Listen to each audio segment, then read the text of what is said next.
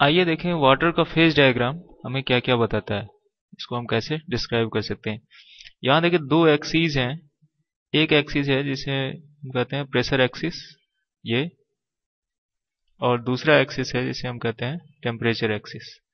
ये जो दोनों एक्सिस हैं ये वो वेरिएबल्स हैं, प्रेशर और टेम्परेचर, जिनके वेरिएशन से ये जो वाटर है इसके फेजेज चेंज करते हैं। और वाटर में फेजेस कितने होते हैं? एक है आपका आइस, जिसे हम कहते हैं सॉलिड फेज, दूसरा है लिक्विड,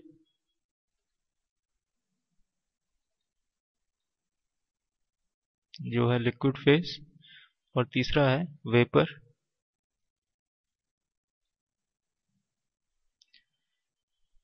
जिसे हम कहते हैं गैसियस फेज।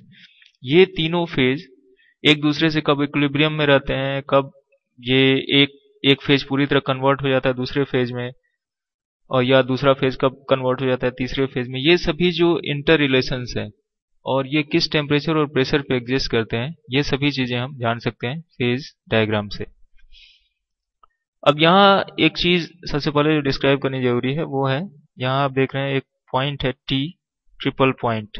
ये जो पॉइंट है टी, ये पॉइंट ट्रिपल पॉइंट जो है ये एक ऐसा पॉइंट है जहां पर तीनों फेज, यहां देखिए इसके एक साइड में ये इधर आइस है, इधर लिक्विड है, और इस साइड में वेपर है। यहां पर ये तीनों फेज एक साथ कोएग्जिस्ट करते हैं। तो ये एक ऐसा पॉइंट है जहां पर कि तीनों फेज एक साथ कोएग्जिस्ट करते हैं, इसीलिए इसका नाम भी है ट्रिपल पॉइंट।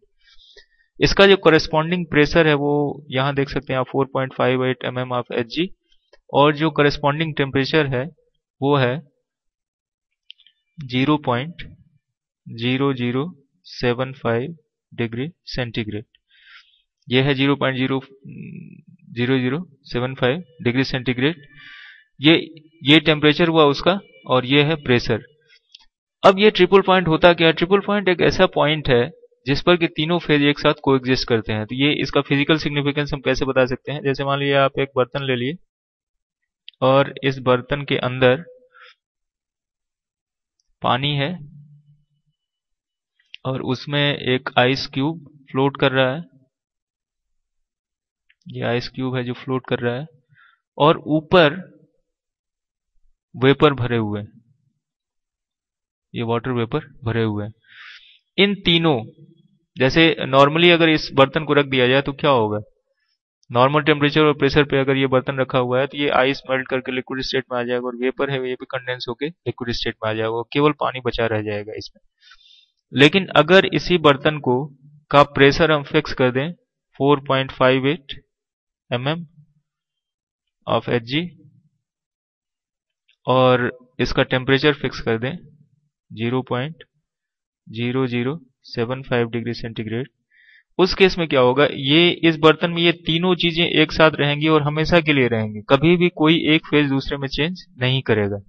तो ये जो पॉइंट हुआ, तो यही हम कह सकते हैं कि ये एक ऐसा स्टेट है जिस पर कि तीनों फेज एक साथ को एग्जिस्ट करते हैं और कोई एक दूसरे में कन्वर्ट नहीं होता है। ये है आपका ट्रिपल पॉइंट।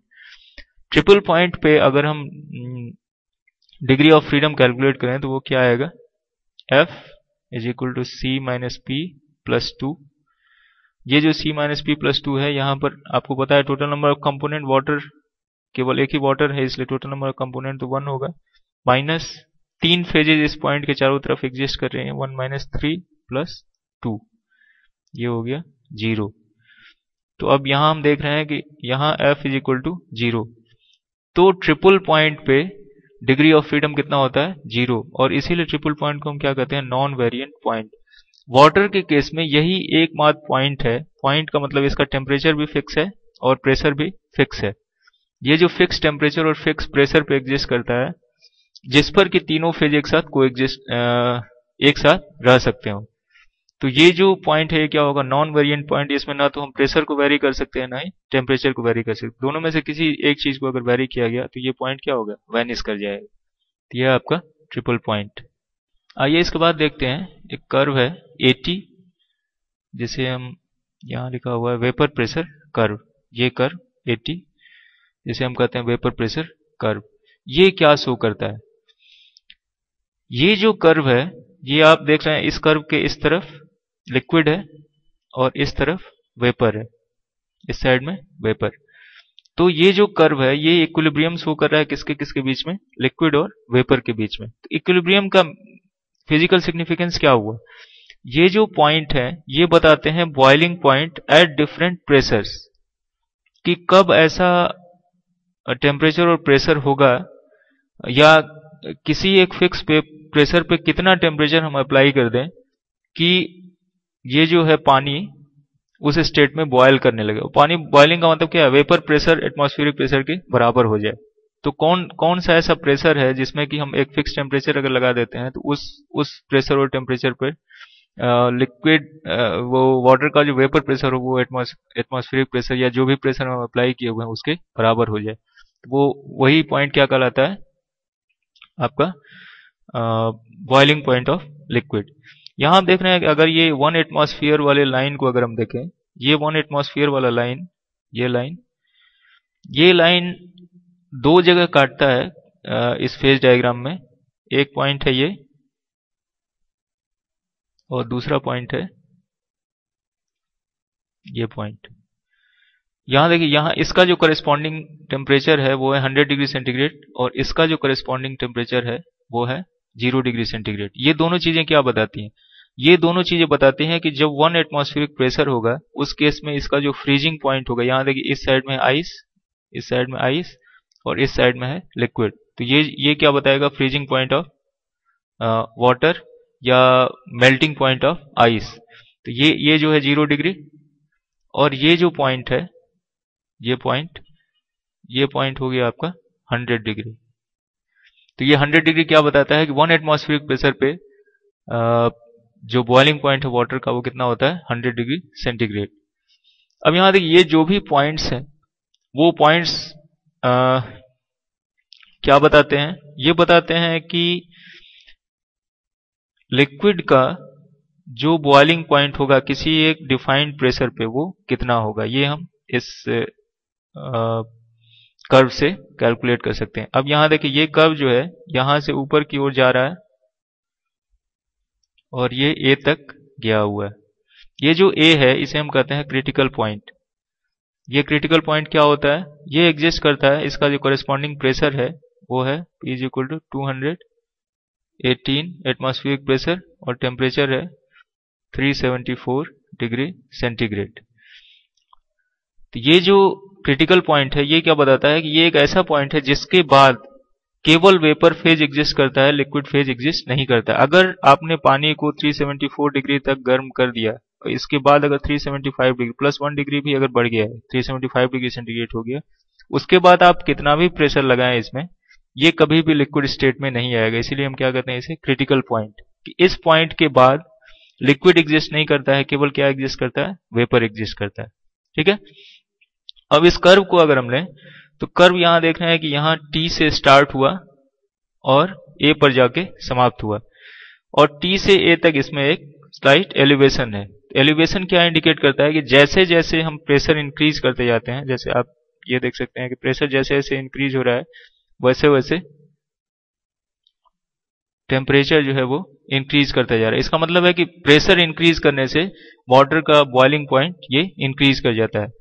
यहां पर अगर हम डिग्री ऑफ फ्रीडम कैलकुलेट करें किसी भी पॉइंट पर तो ये होगा F = C - P + 2 और ये आया, कंपोनेंट है 1, फेज है यहाँ दोनों साइड में 2, 1 - 2 + 2 और ये हो गया 1 F1।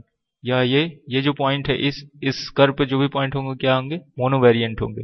मोनोवेरिएंट से क्या मतलब है कि इक्विलिब्रियम अगर मेंटेन करना है और उस केस में अगर हम प्रेशर और टेम्परेचर दोनों में से किसी चीज को वेरी कर रहे हैं तो दूसरे को उसके अकॉर्डिंग फिक्स करना होगा। तो दोनों में से केवल एक ही वेरिएबल होगा, या तो प्रेशर वेरिएबल होगा या टेम्परेचर वेरिएबल होगा, तभी इक्विलिब्रियम मेंटेन रह पाएगा। ये बता रहा है क्या? F = 1। ये देखते हैं सेकेंड कर्व जिसे हम कहते हैं सब्लिमेशन कर्व। ये कौन सा कर्व है? BT। ये B से स्टार्ट हुआ T तक जाता है। ये जो BT कर्व है, ये BT कर्व क्या होता है? सब्लिमेशन क्या होता है कि जब कोई सॉलिड डायरेक्टली विदाउट लिक्विड में कन्वर्ट हुए वेपर में कन्वर्ट होता है, तो उस फिनोमिना को हम क्या कहते हैं? सब्लिमेशन। तो आइस भी सब्लिमेट हो सकता है, और वो कब सब्लिमेट होगा? जबकि प्रेशर क्या हो? लो हो। आप यहां देख रहे हैं कि ये जो प्रेशर है 4.58 mm, ये पूरा का पूरा कर्व इससे नीचे एग्जिस्ट करता है। इसका मतलब 4.58 mm से नीचे अगर प्रेशर है सिस्टम का, उस केस में आइस जो है डायरेक्टली वेपर में कन्वर्ट होगा, लिक्विड स्टेट में नहीं आएगा। तो यहां जो इक्विलिब्रियम है वो आइस और वेपर के बीच का इक्विलिब्रियम है, आइस और वेपर के बीच का इक्विलिब्रियम। ये ये ये जो बी पॉइंट है ये एग्जिस्ट करता है -273 डिग्री सेंटीग्रेड, और ये जो -273 डिग्री सेंटीग्रेड है ये मिनिमम पॉइंट है, जिसके बाद की जिसके इधर ये पता ही आपको, ये हुआ 0 केल्विन, इससे नीचे का टेम्परेचर एग्जिस्ट नहीं करता। और इसके नीचे अगर है तो हमेशा क्या होगा? केवल सॉलिड एग्जिस्ट करेगा, वेपर एग्जिस्ट नहीं करेगा इस टेम्परेचर के पहले, 273 डिग्री सेंटीग्रेड के पहले, -273 डिग्री सेंटीग्रेड के पहले। अब यहां हम ये भी देख सकते हैं कि जैसे जैसे ये प्रेशर हम रिड्यूस करते जाते हैं, वैसे वैसे सब्लिमेशन टेम्परेचर क्या होते जाता है? ये प्रेशर यहां से यहां आया, तो वैसे ही ये जो टेम्परेचर है वो घट के पीछे चला गया। मतलब है कि जैसे जैसे हम अगर प्रेशर रिड्यूस करते जाएं, तो सब्लिमेशन टेम्परेचर जो है वो भी रिड्यूस करेगा। 0 से नीचे तो ये वैसे ही एग्जिस्ट कर रहा है। तो प्रेशर अगर बहुत लो है तो उस केस में क्या होगा? 0 डिग्री सेंटीग्रेड से नीचे भी, माइनस में अगर टेम्परेचर है, तब भी क्या होगा? आइस डायरेक्टली सब्लिमेट करेगा किसमें? वेपर स्टेट में। मतलब उसमें बहुत ज्यादा एनर्जी की जरूरत नहीं है। तो ये जो सिस्टम है ये कहां तक एग्जिस्ट करता है? -273 डिग्री सेंटीग्रेड तक। यहां पर आइस और वेपर के बीच में इक्विलिब्रियम है। यहां पर भी अगर हम डिग्री ऑफ फ्रीडम कैलकुलेट करें, F = C - P + 2, कंपोनेंट है 1, फेजेज हैं 2, आइस और वेपर 2 + 2, यहां पर भी डिग्री ऑफ फ्रीडम क्या आया? 1। तो ये कर्व पर जो पॉइंट होगा वो क्या होगा? मोनोवेरिएंट। मोनोवेरिएंट से क्या मतलब हुआ कि अगर हम प्रेशर या टेम्परेचर दोनों में से किसी एक को चेंज कर रहे हैं, तो उसके करस्पॉन्डिंगली हमको दूसरे वेरिएबल को, अगर प्रेशर को चेंज कर रहे हैं तो टेम्परेचर को, अगर टेम्परेचर को चेंज कर रहे हैं तो प्रेशर को फिक्स करना होगा। तो दोनों वेरिएबल में से केवल एक ही चीज है जो वेरिएबल है, और दूसरी क्या होगी? उसकी करस्पॉन्डिंग फिक्स होगी। ठीक है। अब यहां देख सकते हैं ये थर्ड कर्व है, ये थर्ड कर्व CT जिसे हम कहते हैं फ्यूजन कर्व। ये फ्यूजन कर्व ये C से स्टार्ट हुआ और T तक जाता है। ये फ्यूजन कर्व क्या दिखाता है? इसके एक साइड में आइस और दूसरे साइड में है लिक्विड। तो ये इक्विलिब्रियम दिखा रहा है आइस सॉलिड फेज और लिक्विड फेज जो है वाटर का, उसके बीच में। यहां हम देख सकते हैं ये जो कर्व है वो स्लाइटली इंक्लाइंड है, झुका हुआ है किधर? प्रेशर एक्सिस की तरफ। तो ये जो प्रेशर एक्सिस की तरफ झुका होने से क्या इसका फिजिकल सिग्निफिकेंस क्या होगा? यहां पर हम देख सकते हैं कि जैसे जैसे हम प्रेशर इंक्रीज करते जाते हैं, वैसे वैसे आइस का मेल्टिंग टेम्परेचर डिक्रीज करता जाता है। ये इससे पहले आ गया, और ऊपर अगर हम जाए तो ये और पहले आएगा। ठीक है। तो ये क्या इंडिकेट क्या कर रहा है? ये कर्व ये इंडिकेट करता है कि जो भी जैसे जैसे हम प्रेशर इंक्रीज करते जा रहे हैं, ये प्रेशर इंक्रीज हुआ, वैसे वैसे आइस का जो मेल्टिंग पॉइंट है वो डिक्रीज करता जाता है, ये धीरे धीरे नीचे चला जाता है। ये पहले 0 पर अगर मेल्ट करता था 1 एटमॉस्फेरिक प्रेशर में, ये हम देख रहे हैं ये 1 एटमॉस्फेरिक प्रेशर पे 0 पे मेल्ट करता था। उससे ऊपर अगर प्रेशर अप्लाई कर दिया तो ये माइनस में ही किसी टेम्परेचर पे मेल्ट करने लगेगा, और ज्यादा प्रेशर अप्लाई कर दिया तो और ज्यादा माइनस में टेम्परेचर ये मेल्ट करने लगेगा।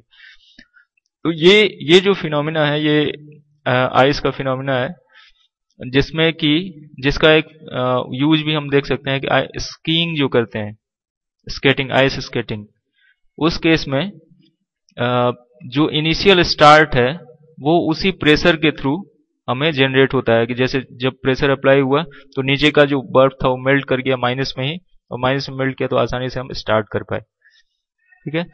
तो और यहां पर भी अगर हम डिग्री ऑफ फ्रीडम कैलकुलेट करें तो यहां डिग्री ऑफ फ्रीडम क्या होगा? F = C - P + 2, 1 - 2 + 2, ये हो गया 1।